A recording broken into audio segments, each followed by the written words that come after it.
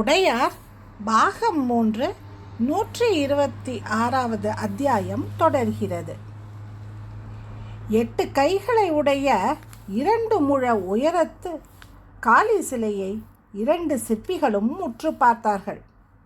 கல் வேறு விதமான கல், சிற்பத்தின் அமைதி வேறு விதமான அமைதி.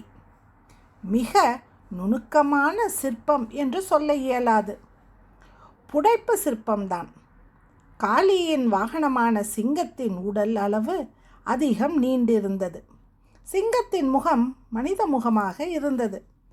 ஆனால் அம்மன் சிலையில் ஒரு ஒயில் இருந்தது. மிக மிக முக்கியமான விஷயம், சிலையினுடைய முகம் மிக வசீகரம். உதடுகளின் விரிவும், கன்னங்களின் செழுமையும், முகவாயின் அழுத்தமும், புருவங்களின் வளையமும், மூக்கின் நீண்மையும், நெற்றியின் வளைவும் மிக அற்புதமாக செதுக்கப்பட்டிருந்தன. முகத்தின் வசீகரத்தால் ஒரு உயிர் துடிப்பு இருந்தது. கருவறைக்குள் ஒரு வெப்பம் இருந்தது. பிராண பிரதிஷ்டை யாரோ மிக கவனமாக செய்திருக்கிறார்கள். பலமுறை சண்டி ஹோமம் நடந்தாலும் கோயிலுக்குள் ஒரு தனி துடிப்பு தெரிந்தது. விழுந்து வணங்கி தீப தரிசனம் முடித்து நெற்றிக்கு குங்குமம் தரித்து வெற்றிலை பாக்கு பழம் வாங்கி தட்சணையாக சில செப்பு காசுகளை வைத்துவிட்டு வெளியே வந்தார்கள். ஒரு 20 வயது அந்தன இளைஞன் அவர்களை தன்னோடு வர சொன்னான். சிற்பக்கலை பற்றி எனக்கு தெரிந்து கொள்ள வேண்டும் என்று ஆர்வம் இருக்கிறது. சொல்லித் தருவீர்களா? உனக்கா சிற்பக்கலையா? எதற்கு தம்பி? அந்தணருக்கு எதற்கு கல் உடைக்கும் வேலை? இது வெறும் கல் உடைக்கும் வேலையாக நான் நினைக்கவில்லை. கல்லுக்குள் இருந்து வேண்டாதவற்றை விலக்கி வேண்டியவற்றை பார்த்தால் அங்கு ஒரு சிற்பம் இருப்பது தெரியும். பார்க்கும் பொழுதே வேண்டாததை விலக்கி வேண்டியதை பார்க்கும் பார்வை வருவது சாதாரண விஷயமா? எனவேதான் அதை கற்றுக்கொள்ள ஆசைப்படுகிறேன். கற்றுக்கொண்டு என்ன செய்வாய்? கோயில் கட்டுவாயா அல்லது கோயில் பணிக்கு கூலிக்கு வேலைக்கு போவாயா? இல்லை, இரண்டும் இல்லை. சிற்பக்கலை பற்றி நான் ஒரு புதிய புத்தகம் எழுதலாம் என்றிருக்கிறேன். எதற்கு? பிற்பாடு தலைமுறையினருக்கு இது உதவி செய்யும் அல்லவா? அதற்காகத்தான். அப்பொழுது என் பேரும் பேசப்படும் அல்லவா? அதற்காகத்தான். உங்களில் யாராவது புத்தகம் எழுதியிருக்கிறீர்களா? உங்களுக்கு நேரம் இருக்காது. சிற்பம் செய்யத்தான் முனைப்பு இருக்கும். அது தவிர அதை எழுதி வைக்க வேண்டும் என்று தோன்றாது. உங்களிடம் நான் பேசி பேசி அதை நான் எழுதி வைக்கலாம் அல்லவா? சட்டநாதன் சிற்பசாஸ்திரம் என்று அந்த நூல் சந்திரசூரியர் வரையிலும் விளங்கும் அல்லவா? யார் அது சட்டநாதன்? நான் தான். அடே அப்பா, எழுதி முடித்து விட்டது போல் பேசுகிறாயே. ஓரளவு தெரியும். எப்படி ஆரம்பிக்க வேண்டும் என்ற எண்ணமும் இருக்கிறது. ஆனால் முழுமையாக கற்றுக்கொள்ளாமல் எழுத்தாணியை ஓலையில் வைக்கக்கூடாது என்பதால் இருக்கிறேன். இது குறித்து அம்பாளிடம் வேண்டிக் கொண்டிருக்கிறேன். நீங்கள் இருவரும் வந்து நிற்கிறீர்கள். எவ்வளவு சந்தோஷமாக இருக்கிறது தெரியுமா? சட்டநாதா, உன் ஆர்வத்திற்கு என் பாராட்டுக்கள். நான் ஒரு சிற்பியே தவிர சொல்லித்தரும் அளவுக்கு வன்மையுடையவன் அல்ல. நீ இது பற்றி எங்கள் தலைவர் குஞ்சரமல்லன் பெருந்தச்சரிடம் பேசு. பேசினேன். இப்பொழுது நேரமில்லை. கோயில் எழுப்பிய பிறகு வா, அமர பேசுவோம் என்று சொல்லிவிட்டார். குஞ்சரமல்லர் ஒதுக்கிய பிறகு நாங்கள் உங்களை ஏற்பதா? இது எப்படி நடக்கும்? ஐயா, குஞ்சரமல்லர் வயசாளி, நீங்கள் மத்தியம வயதுக்காரர். இதோ இவர் இளைஞராக இருக்கிறார். குஞ்சரமல்லருக்கு என் தாபம் தெரியாது போகலாம். உங்கள் இருவருக்கும் என் தாபம் புரியும் என்பதால் உங்களிடமும் என் எண்ணத்தை வெளியிட்டேன். நீங்கள் மறுத்தீர்கள் என்றால் மறுபடியும் வேறு யாரையாவது நிச்சயம் அணுகுவேன். நிச்சயம் அந்த புத்தகம் எழுதுவேன். சட்டநாதா, நெஞ்சு தொட்டு விட்டாய். அந்தணர்கள் சுயநலமிகள் என்று எங்களுக்குள் பலருக்கு அபிப்பிராயம். ஆனால் சிற்ப சாஸ்திரம் எழுத வேண்டும் என்று ஆவல் படுகிறாயே, உன்னை எப்படி கொண்டாடுவது? நானும் சுயநலமிதான். என் பெயர் சந்திர சூரியர் இருக்கும் வரை விளங்க வேண்டும் என்ற எண்ணத்தில்தான் சிற்ப சாஸ்திரம் நூல் எழுத வேண்டும் என்று ஆசைப்படுகிறேன். சுயநலம் இல்லாதவர் யார்? சுயநலம் பொதுநலமும் கலந்தது. அது அவ்விதம் இருப்பதுதான் நல்லது. அடே அப்பா, மிக தெளிவாக பேசுகிறாய். சரி என்று சொல்ல எனக்கு உள்ளம் பரபரக்கிறது. ஆனாலும் சொல்லுவதற்கு உண்டான அதிகாரம் என்னிடம் இல்லை. ஆனாலும் உன்னை பற்றி குஞ்சரமல்லரிடம் மறுபடியும் பேசுவேன். ஒன்று செய்யேன் சட்டநாதா. என்ன? தஞ்சை வந்துவிடேன். அதற்காகத்தான் அம்மன்குடிக்கு வந்திருக்கிறேன். புரியவில்லையே? என்னை தஞ்சைக்கு அழைத்து போய் ஒரு வேலை கொடுங்கள் என்று பிரம்மராயரிடம் கேட்பதற்காக வந்திருக்கிறேன். கேட்டுவிட்டாயா? இல்லை. அங்கு வந்து என்ன வேலை செய்வாய்? எந்த வேலையானாலும். அந்தணன் கல் தூக்க முடியுமா? யாரும் அந்தணரை கல் தூக்க விடமாட்டார்கள். பிறகு என்ன வேலை செய்வாய்? பிரம்மராயரிடம் ஒற்றறிபவராக இருக்கலாம். என்ன? 2 சிற்பிகளும் திகைத்தார்கள். ஒற்று வேலை செய்வேனே என்று அந்த இளைஞன் சொல்ல 2 பேரும் உரக்க சிரித்தார்கள். ஒருவரையொருவர் தாங்கி பிடித்தவாறு சிரித்தார்கள். வைஷ்ணவதாசனுக்கு இவ்வளவு பெரிய அவமானத்தை நீ உண்டாக்கியிருக்க வேண்டாம். ஒற்றறிவது எளிதான வேலையா சட்டநாதா? மாட்டிக்கொண்டால் பின்னி எடுத்து விடுவார்கள். தயவு செய்து இப்படியெல்லாம் பிரம்மராயரிடம் போய் கேட்டு விடாதே. பிரம்மராயர் ஓங்கி அறைந்து விடுவார். அதைதான் அங்கு உள்ளவர்களும் சொன்னார்கள். எங்கு உள்ளவர்கள்? அங்கே சண்டி ஹோமம் செய்கிறவர்கள். அவர்களிடம் கேட்டாயா? ஆமாம். என்ன ஆயிற்று? ஒருவன் முதுகில் அறைந்தான், ஒருவன் தலையில் குட்டினான். பிரம்மராயர் வெட்டி போட்டு விடுவார் என்று பயமுறுத்தினார்கள். ஐயோ பாவம் சட்டநாதா, நீ வளர்ந்திருந்தாலும் அறியா பிள்ளையாக இருக்கிறாய். ஆனால் என் அடிப்படை எண்ணம் எழுதுவது, சிற்பசாஸ்திரம் நூல் எழுதுவது இல்லை. அது கூட அடிப்படையான எண்ணம் இல்லை. இலத்தி வேகமாக திருத்தினான். என்ன அது? சட்டநாதன் வெகுளியாக கேட்டான்.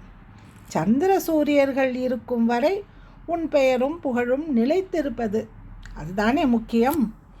ஆமாம், அதுதான் முக்கியம். விழிகள் விரிய அந்த சட்டநாதன் பேச சிற்பிகள் ஒருவரை ஒருவர் பார்த்து கொண்டார்கள். பிரம்மராயர் மாளிகை வாசலில் நின்றார்கள். அக்ரஹாரத்தின் 3வது வீடாக மிகப்பெரிய திண்ணைகளோடு தூண்களோடும் வெளிப்புற உட்புற மாடிகளோடும் நீண்ட நடையோடும் கூடத்தோடும் கூடமெங்கும் ஒளிர்ந்து இருக்கின்ற அகல் விளக்கோடும் பிரம்மராயருடைய வீடு பிரகாசமாய் விளங்கியது. உள்ளே போய் எங்கள் வரவை சொல்லிவிட்டு வா, இலத்தி கட்டளையிட சட்டநாதன் வேகமாய் உள்ளே போனான். இவனை நாம் உபயோகப்படுத்தி கொண்டால் என்ன என்று குணவனை கேட்டான். நானும் அதைதான் சிந்தித்து கொண்டிருக்கிறேன். இந்த அந்தணர்கள் எல்லாம் தஞ்சைக்கு வரத்தான் போகிறார்கள். இவனை முன்னதாகவே நாம் கூட்டி வந்து இவனுக்கு சிற்ப சாஸ்திரம் பற்றி சொல்லுவதாக சொல்லி அதே சமயம் அந்தணர்களோடு பழகவிட்டு அந்த அந்தணர்கள் என்ன பேசுகிறார்கள் என்று நாம் தெரிந்து கொண்டால் என்ன? இன்று வந்து எவ்வளவு தெரிந்து கொண்டோம்.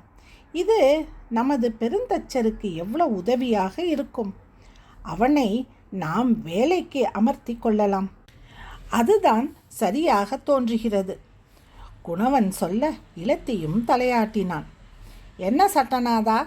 பிரம்மராயர் 4 பேருக்கு நடுவே அமர்ந்தவர் கேள்வி கேட்டார்.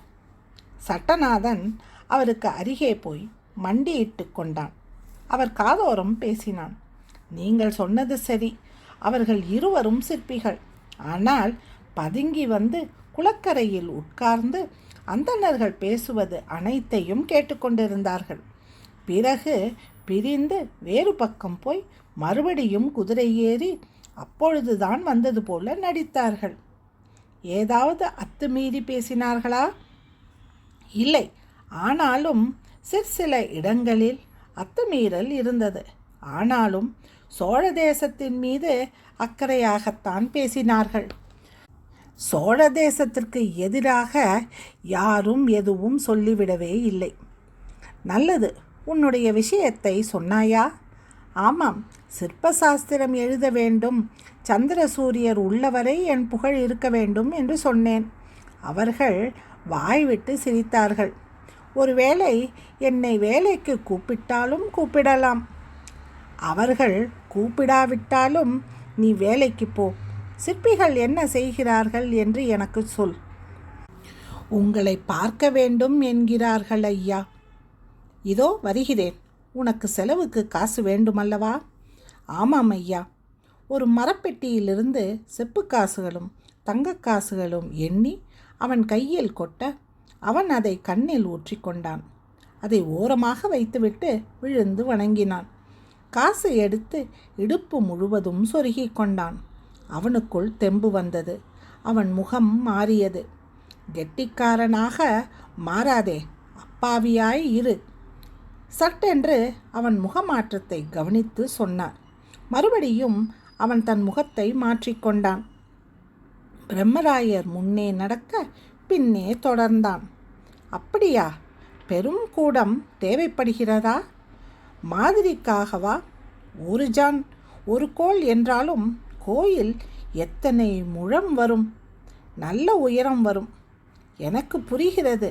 ஆனால் நண்பர் குணவன் சொல்லுவது போல் ஒரு விரல் அகலம் ஒரு கோல் என்பதுதான் சரியான விகிதமாக இருக்கும். ஒரு மாதிரி அப்படித்தான் செய்யப்பட வேண்டும். மாதிரியே தனி கோவிலாகிவிடக்கூடாது. எதற்காக மாதிரி? மாதிரி செய்யப்பட வேண்டியதன் அவசியம் என்ன? ஐயா, சாரம் எப்படி எடுத்து போகிறோம் என்பது பெரும் பிரச்சனையாகவும் கேள்விக்குறியாகவும் இருக்கிறது. அந்த இடம் இன்னும் திடப்படவில்லை. அந்த யோசனைகள் எவ்வளவு தூரம் செயலாற்ற முடியும் என்று தெரியவில்லை. கடவுளே, என்ன பேசுகிறீர்கள்? இப்பொழுதே தடுமாறுகிறீர்கள் என்றால் வேலை செய்யும்போது எவ்வளவு தடுமாறுவீர்கள்? பிரம்மராயரே, தயவு செய்து ஒன்று புரிந்து கொள்ளுங்கள். இப்படி ஒரு கோயில் இதற்கு முன்பு கட்டியது இல்லை. என்ன விதமான உபகரணங்கள் தேவை என்பதும் இன்னமும் எங்களுக்கு தெளிவாக இல்லை. இதில் எல்லாவித தவறுகளும் நிகழக்கூடும் என்று அச்சத்தோடும் கவனத்தோடும் செய்து கொண்டிருக்கின்றோம். மிக தெளிவாக என்று நீங்கள் எச்சரித்தாலும் எங்களுடைய தலைமை பற்றி நீங்கள் யோசிக்க வேண்டும். முன்பின் அனுபவம் இல்லாமல்தான் சகலரும் இதில் இறங்கி இருக்கின்றோம். உங்களுக்கே தரம் தெரியவில்லை என்றால் என் தலைமை எப்படி தம்பி? எல்லோரும் ஒரு நிலையில்தான் ஐயா இருக்கின்றோம். பிரச்சனைகள் வரும்போது எதிர்கொள்ள வேண்டிய அவசியத்தில் இருக்கின்றோம். உங்களுக்கு வேண்டிய அத்தனை உதவிகளும் செய்யப்படும். எப்படி உதவிகள் வேண்டும்? நான் மரத்தச்சர்களையும் கட்டடக் கலைஞர்களையும் அனுப்பி எழுப்பித்தரவா? காசு கொடுக்கவா? அதை நீங்கள் தீர்மானம் செய்ய வேண்டிய விஷயம். இப்படி செய்யுங்கள் என்று சொல்ல எனக்கு எந்தவித தகுதியும் இல்லை. அப்படி சொல்லாதே குணவன். சக்கரவர்த்தி உன்னை எப்படி பாராட்டுகிறார்? நீ விஷயம் தெரிந்தவன் என்பதை அவர் எவ்வளவு தெளிவாக சொல்கிறார். சக்கரவர்த்தி எளிதில் எவரையும் பாராட்ட மாட்டார். அத்தனை பாராட்டையும் அமைதியாக ஏற்றுக்கொண்டிருந்த உன்னை எனக்கு மிகவும் பிடித்தது. பெருந்தச்சர் சற்று சூடானவர். வேகமாக பேசக்கூடியவர். உன்னிடம் அந்த குணம் இல்லை. அந்த இளைஞனும் அந்த சபையில் மிக மரியாதையாக நடந்து கொண்டார். உங்களையும் மறுபடியும் இங்கு சந்தித்தது இறைவனுடைய ஆசீர்வாதம். உங்களுக்கு தெரியாத மரத்தச்சரா யார் யார் எதில் நேர்த்தி என்பதை நீங்கள் அறிவீர்கள். எனக்கு வேலைகள் அதிகம் இருக்கின்றன என்பதால் உங்களுக்கு வேண்டிய பொற்காசுகள் கொடுத்து விடுகின்றேன். அப்படிப்பட்ட ஒரு கூடத்தை நீங்களே கட்டிக்கொள்ளுங்கள். நிலமும் தேர்ந்தெடுங்கள். கூடிய வரையில் விவசாய நிலங்களையோ நந்தவனங்களையோ தொடாது கட்டாந்தரைகளாக பார்த்து எடுத்து கொள்ளுங்கள். எவ்வளவு காசு வேண்டும்? 300 பொற்காசுகள் கட்டிடம் கட்ட தேவைப்படும். நான் 1000 தருகிறேன். வேறு சில கட்டடங்களும் கட்டிக்கொள்ளுங்கள். வேண்டுமாயின் உங்களுக்கு வீடும். இல்லை, குஞ்சரமல்ல பெருந்தச்சர் மறுத்துவிட்டார். பெரிய கொட்டாரங்கள் போதும் என்கிறார். மாதிரி அமைப்புக்காக செய்யப்பட வேண்டிய இடம்.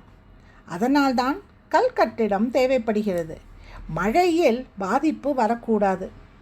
எனக்கு புரிகிறது. 1000 பொற்காசுகளை இப்பொழுதே வாங்கிக் கொள்கிறீர்களா? அவர் தன் உதவியாளர்களை அழைத்தார். ஓலை நறுக்கு எழுதி கொடுத்தார். இன்னொரு விண்ணப்பம் ஐயா. சொல். இந்த இளைஞன் சட்டநாதன் சிற்பசாஸ்திரம் பற்றி புத்தகம் எழுத வேண்டும் என்று சொல்கிறான். மிக ஆவலாக இருக்கின்றான். இவனை நாங்கள் அழைத்து போகலாமா? இவன் நல்ல பையன், கடும் உழைப்பாளி. ஆனால் சிற்பசாஸ்திரம் எழுதும் அளவுக்கு திறன் உள்ளவனாக எனக்கு தெரியவில்லையே. அம்பி, என்னடா இது? ஏன் அவர்களிடம் இப்படியெல்லாம் கேட்கிறாய்? எனக்கு வெகு நாளாக ஆசை ஐயா. என்ன வேத பாடம் படித்திருக்கிறாய்? ரிக் யஜுர் இரண்டும் பல சாகைகள் செய்திருக்கிறேன். ஸ்ரீசுக்தம் சொல்வேன். இந்த சண்டி ஹோமம் கூட ஷாமலையாக பூஜை செய்வதற்காக இங்கு வந்திருக்கின்றேன். அம்பாளை ராஜமாதங்கியாக வரித்து பூஜிப்பது என் வழக்கம். 10 வயதில் மந்திர ஜபம் ஆகியது. 11 வருடமாக செய்து வருகிறேன். அடே அப்பா, கொஞ்சம் விவரமானவன்தான். இவர்களோடு போகிறாயா? சிற்பசாஸ்திரம் எழுதுகிறாயா? நீங்கள் அனுமதித்தால் போகிறேன். என்னடா இது? எனக்கு முன்பாக அவர்களிடம் வருகிறேன் என்று சொல்லிவிட்டு இப்பொழுது என் அனுமதியை கேட்கிறாயே. நல்லது, உன் ஆசையில் தவறு இல்லை. அப்படி ஒரு சிற்பசாஸ்திர புத்தகம் எழுதப்பட வேண்டியதுதான். எழுதுவது நீயாக இருந்தாலும் சொல்லுவது அவர்கள் அல்லவா? எனவே அது சட்டநாதர் சிற்பசாஸ்திரமாக வராது. ஆகம சிற்பசாஸ்திரமாக அது இருக்கும். குஞ்சரமல்ல பெருந்தச்சருக்கும் குணவன் நித்த வினோத பெருந்தச்சருக்கும் அதை சமர்ப்பணம் ஆக்கு. அவர்கள் சொல்லியபடி எழுதியது என்று சொல்லிவிடு. சரி ஐயா, அவர்களோடு போ. காசு இருக்கிறதா? இல்லை ஐயா. இவர்கள் கொடுப்பார்கள், வாங்கிக்கொள். நல்லது, நமஸ்கரிக்கின்றேன். அவன் அவரை வலம் வந்து நமஸ்கரித்தான். எழுந்து நின்றான். இந்த சண்டி ஹோமம் முடித்துவிட்டு பிறகு நீ போகலாம். இவர்கள் முன்னால் போகட்டும்.